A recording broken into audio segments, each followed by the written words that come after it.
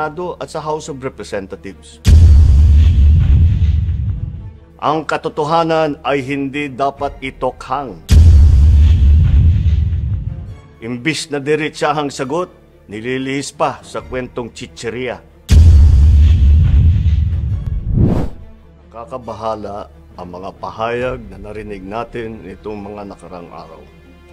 Nandyan ang walang pakundangang pagmumura at ang pagbabanta ng planong ang ilan sa atin.